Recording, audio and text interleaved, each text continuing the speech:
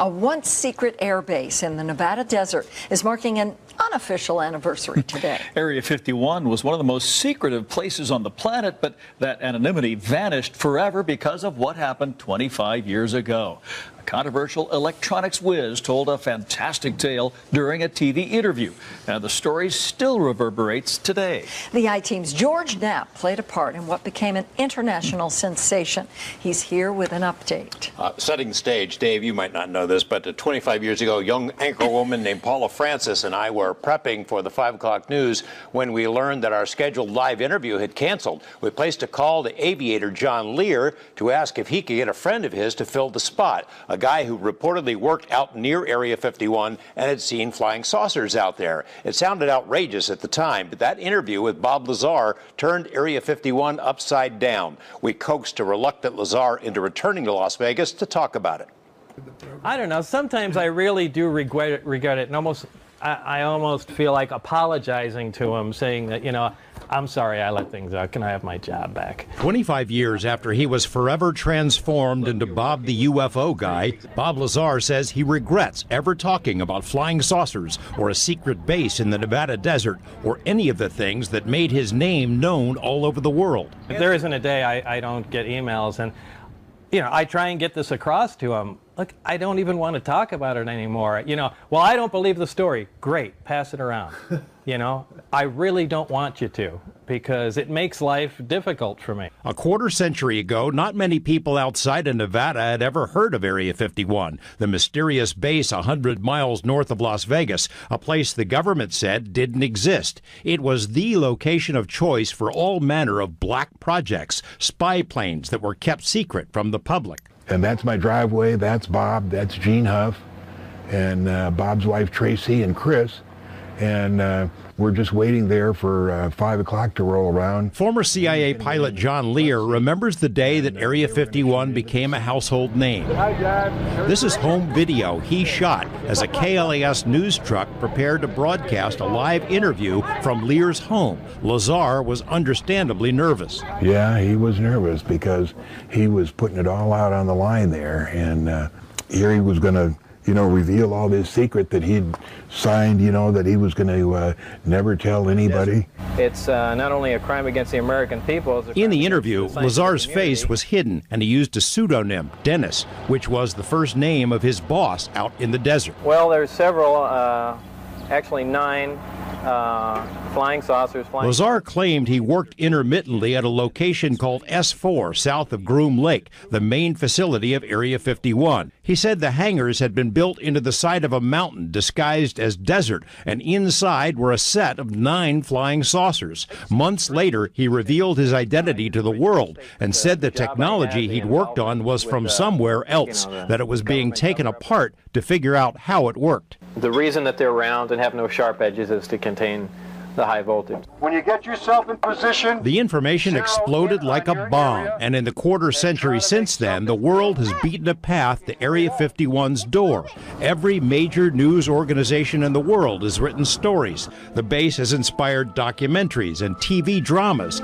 Dozens of books have been written, fiction and nonfiction, hundreds of news articles, many of them critical of Lazar and skeptical about his background. His tale launched 1,000 product lines, every trinket you can imagine, along with assorted businesses, a AAA baseball team, and the world's only extraterrestrial highway running right past the entrance to Groom Lake.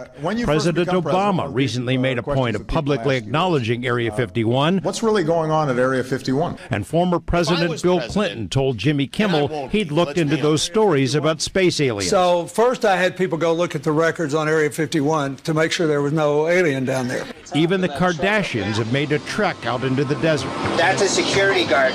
Look how you know, that story moved throughout the internet so quickly, and not just the internet, but news in itself. Like, it was in the first 48 hours after the broadcast, it was in Japan. Back in Las Vegas for a visit, Lazar recalls why he came forward in the first place. He had traveled to the S4 base only a handful of times, but began to get scared. I began to get worried in that, boy, they've given me all this classified information.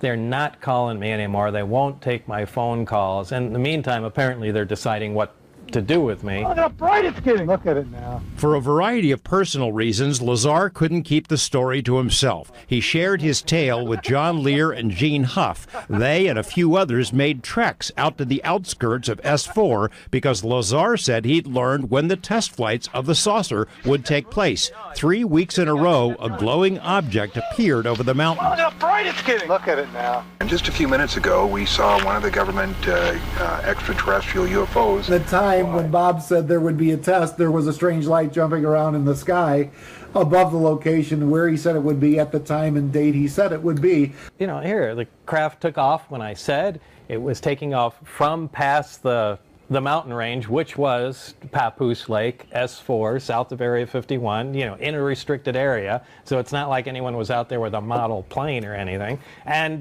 you know, flew around, did incredible maneuvers that impressed everybody to the point where we got scared and got behind a car, fearing the thing was going to explode. But really, how do you explain that? It's bright right now.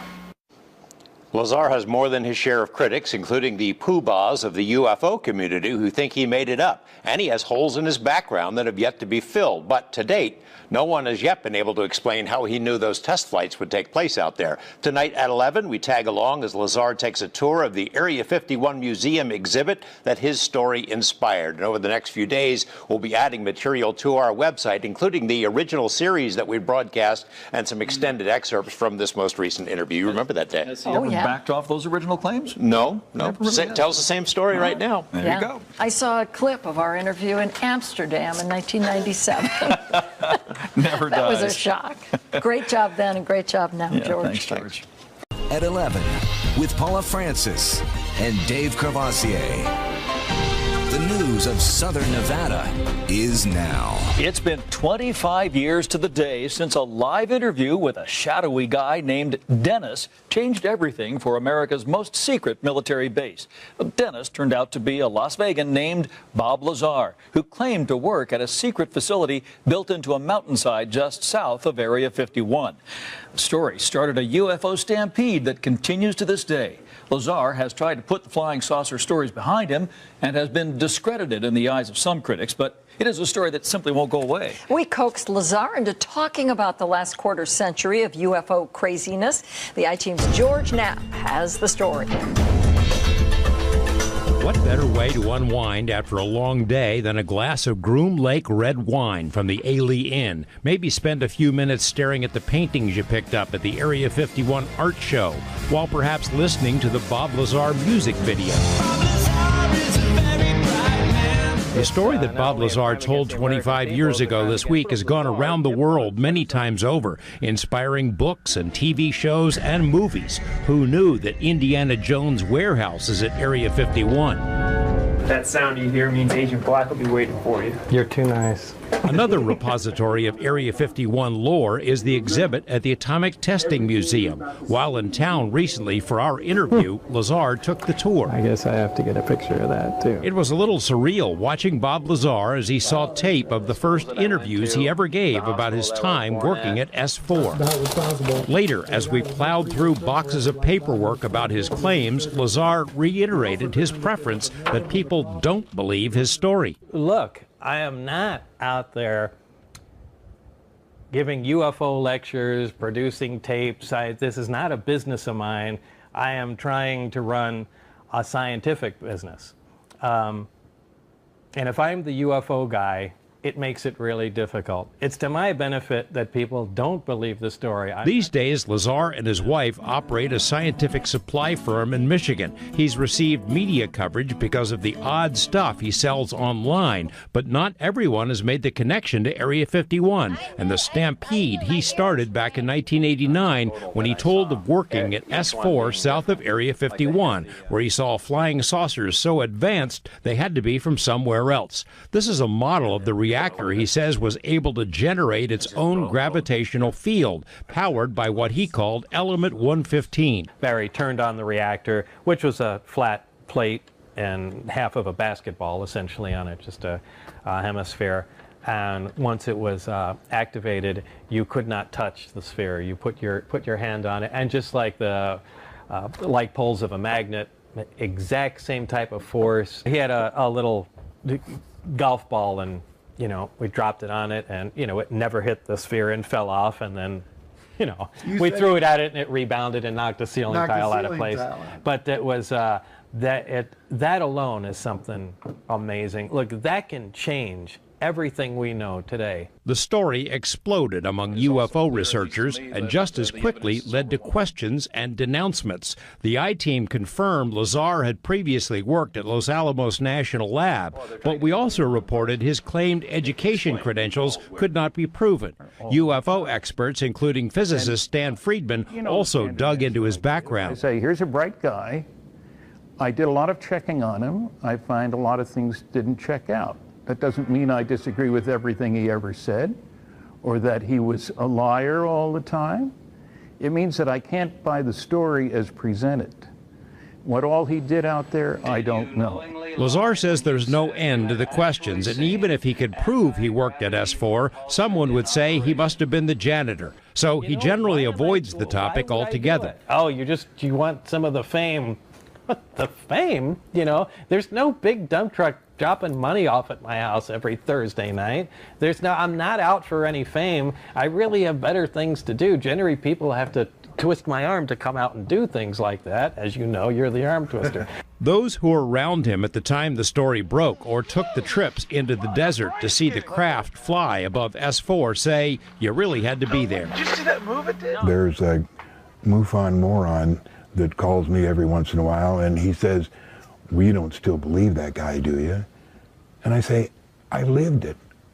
The whole 2 years, it was fantastic. It was one of the greatest times of my life. He wouldn't go through the trouble to make up a story to lie to people and then perpetuate that lie. Bob has no idea who won the Super Bowl or the World Series last year, do you? I mean, he's busy doing scientific stuff and in the Bob Lazar world. He wouldn't waste his time perpetrating a lie on anyone. Look, I know what happened is true. There's no doubt, period. Lazar was known to have unconventional interests and a spotty financial record. So why would a top secret program let him in? One theory is that maybe someone predicted he would spill the beans and was chosen because they wanted the UFO story to be planted. Lazar told us he can't rule that out entirely.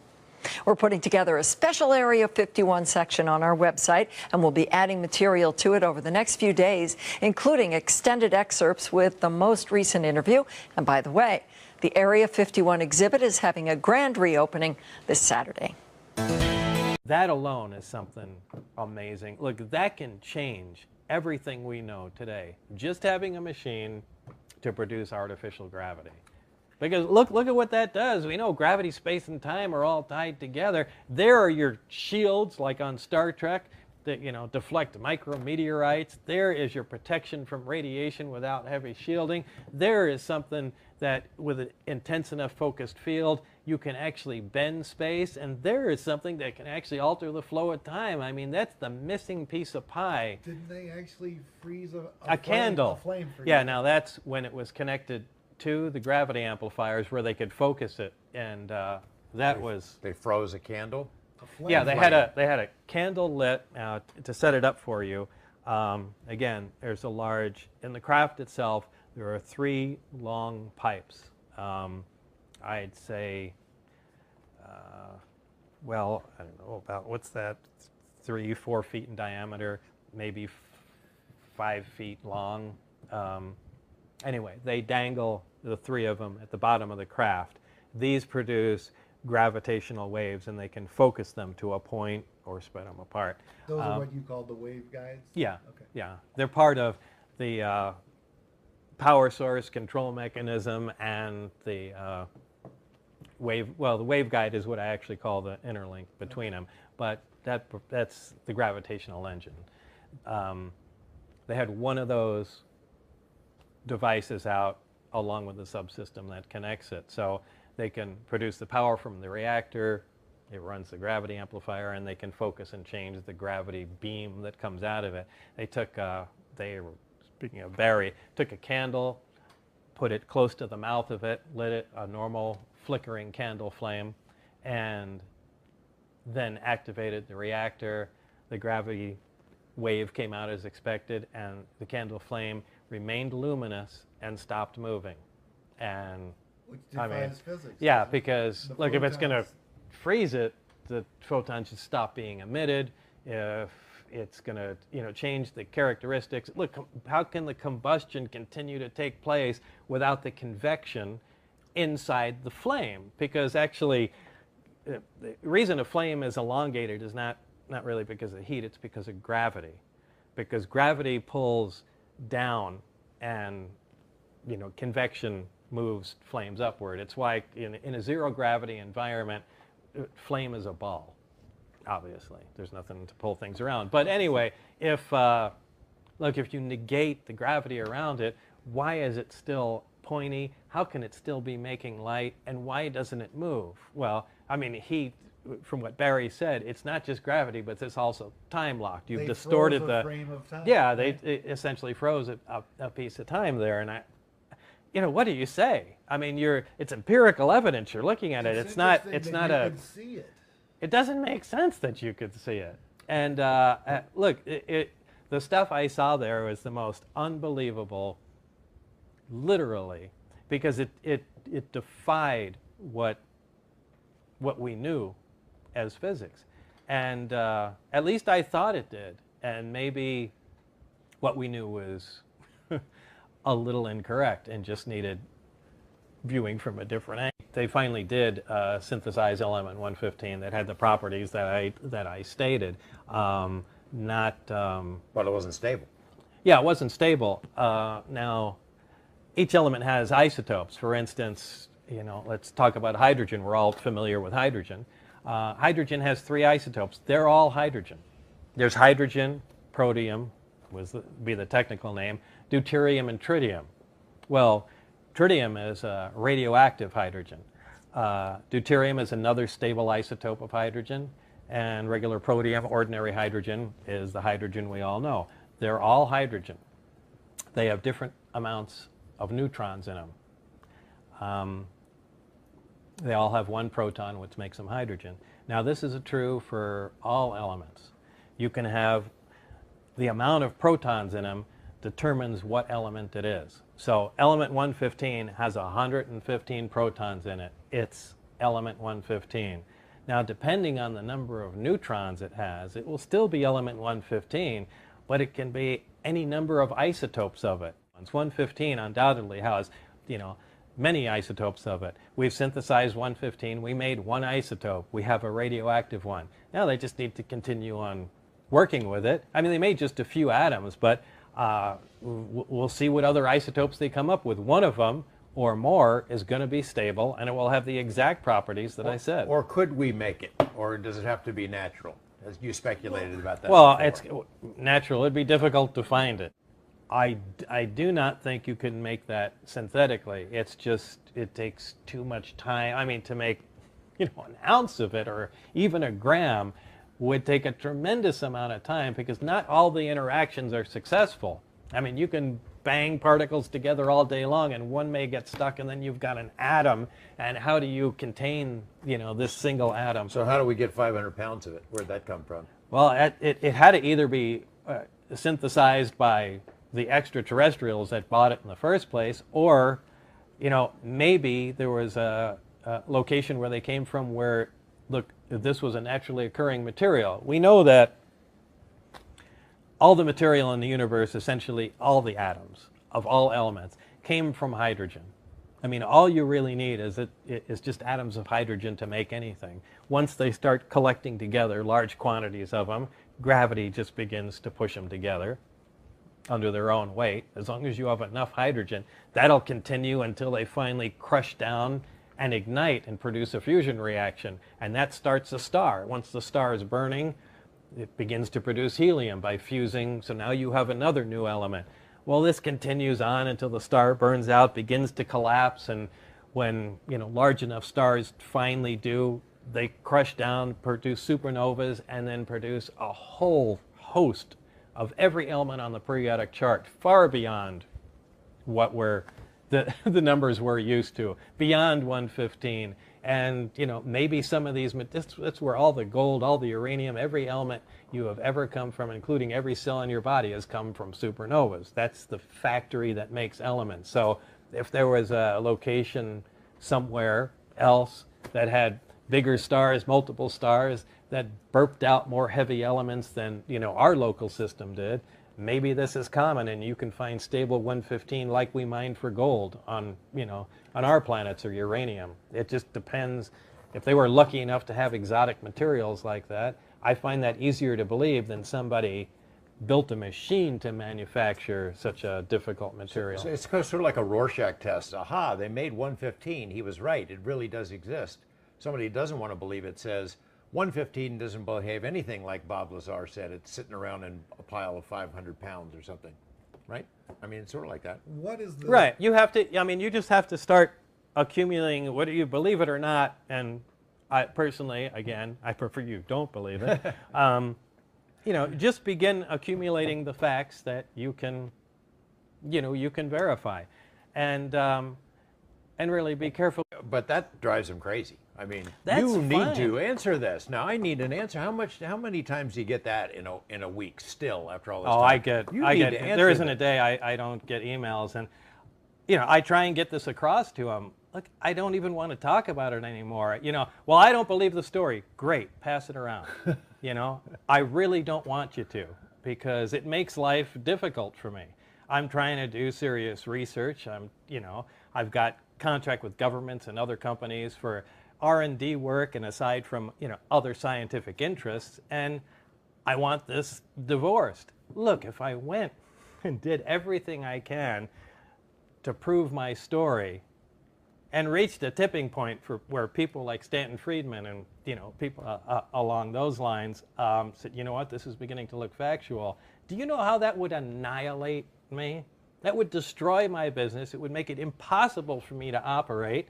And, you know, I'd have a continuous flow of questions, annoying people, I'm sure offers to do things that I am not the least bit interested in. Which is how it was for years. Yeah. It was for years, yeah. right? Look, I could have jumped on all that stuff. I could have, you know, at Area 51 sports drinks, and I could have been giving, look how many lectures. At one point I had, what's that talk show host that, oh, what's the guy's name? Which one? Geraldo, Suspenders. Montel. Old guy, suspenders. Larry King. Larry King. Yeah, I mean, I had an open invitation at one time for that show to come on. As the, you know, Geraldo, everybody, you know, I turned down everything. Montel Williams. I blew off movie scripts. I blew off all kinds of stuff because they couldn't stick to facts. Is there a part of you, though, that there's got to be part of you somewhere in there, even though it would be counterproductive, there's got to be part of you that wishes, God damn it, I know what happened, it's true. No, look, I know what happened is true. There's no doubt, period. There's no delusion, and there are some things I can say that will bolster the case, and I'm not going to. It's going to stay that way. I do regret, at this point, bringing anything forward. Look, at the time, I'm in my early 20s. I went, you know what? This is a crime against the American people. This is just BS, and everybody deserves to know what's going on. You know, and 25 years goes by, you get a little older, and your priorities change. And, you know, what they told me is, this is a security matter, and really, what's the public going to do without this? You know how reactionary they are? There's a bunch of different reasons this is being kept quiet. Nothing that they bother telling me, but the bottom line is they're right. The bulk of the people are complete morons. And I'm sorry, maybe they are right. And this really should just be information that's handled out on a need-to-know basis to some people where it would